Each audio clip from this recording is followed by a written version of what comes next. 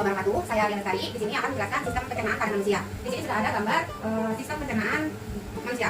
Saya akan jelaskan dan nanti akan lebih jelas lagi kita akan lihat pemaparan video, cuplikan video. Nah, di sini saya akan menjelaskan sistem pencernaan pada manusia. Yang pertama itu mulut. Mulut adalah sistem awal untuk pencernaan. Lalu nanti akan diturunkan ke esofagus atau kerongkongan. Selanjutnya dari kerongkongan akan turun ke lambung untuk proses ya.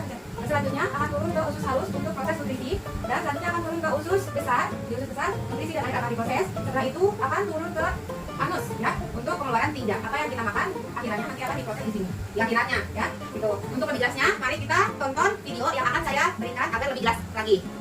Nah, ini kita sudah membahas pencernaan makanan dari mulut ya. Video tentang sistem pencernaan manusia. Mari kita perhatikan. Yang menghubungkan antara rongga mulut dengan lambung. Di dalam kerongkongan terjadi gerakan peristaltik, yaitu gerakan meremas-remas yang dilakukan oleh dinding kerongkongan untuk membuat makanan terdorong masuk ke dalam lambung. Berarti tujuan selanjutnya lambung itu. Betul, Bol. Lambung adalah bagian dari organ pencernaan manusia yang paling elastis. Lambung berbentuk seperti kantong dan terletak di dalam rongga perut sebelah kiri atas. Di dalam lambung, makanan mengalami pencernaan secara mekanis dan kimiawi. Pencernaan mekanis dilakukan oleh dinding atau otot lambung yang meremas dan mengaduk makanan. Pencernaan kimiawi dilakukan oleh getah lambung yang dihasilkan oleh kelenjar getah lambung. Getah lambung mengandung enzim pepsin, enzim renin, dan asam klorida. Enzim pepsin berfungsi untuk memecah protein menjadi peptol. Enzim renin berfungsi untuk mengendapkan protein susu menjadi kasein. Asam klorida atau HCl berfungsi untuk mengasamkan makanan dan membunuh kuman yang masuk bersama makanan. Nah, di sini makanan kita pergi ke toilet ya. Hihi. Kamu ini belum, Bol. Selanjutnya, makanan dicerna di usus halus dulu. Usus halus merupakan usus terpanjang dalam saluran pencernaan karena panjangnya mencapai 6 hingga 7 meter. Di dalam usus halus terdapat cairan khusus yang membantu penyempurnaan pencernaan makanan. Oh iya, usus halus terdiri dari 3 bagian, yaitu usus 12 jari, usus kosong, dan usus penyerapan. Apa aja ya fungsinya? Usus 12 jari atau disebut juga duodenum memiliki panjang kira-kira 25 cm.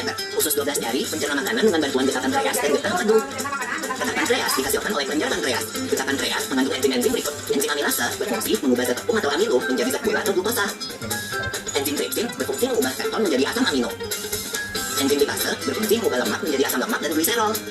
Kalau getah empedu dihasilkan oleh kaki dan disimpan dalam kantong empedu. Getah empedu berfungsi untuk mencerna lemak. Selanjutnya, usus kosong atau jejunum terletak di antara usus 12 jari dan usus penyerapan. Usus kosong memiliki panjang sekitar 2,5 meter dan berfungsi untuk mencerna makanan dari usus 12 jari. Terakhir adalah usus penyerapan yang merupakan tempat penyerapan sari-sari makanan. Di seluruh permukaan dindingnya terdapat ujung-ujung pembuluh darah yang menyerap sari-sari makanan. Kemudian, sari makanan diedarkan melalui aliran darah ke seluruh bagian tubuh. Jadi makanan kita makan kembali lagi ke dalam tubuh kita ya. Iya, Bob. Habis itu, sisa makanan yang dicerna masih berlanjut ke usus besar.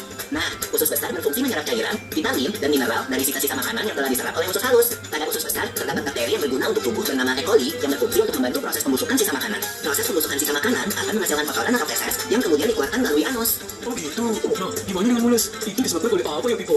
Organ terakhir yang bernama rektum adalah ujung muara dari usus besar yang berfungsi sebagai tempat penyimpanan feses sementara. Ketika rektum terisi penuh dengan feses, maka saraf akan mengirimkan respon ke otak yang menimbulkan rasa ingin buang air besar. Anus adalah lubang di bagian bawah tangkar yang berfungsi sebagai tempat keluarnya feses dari tubuh. Jadi begitu ya, seluruh proses pencernaan dalam tubuh kita. Iya, Bob.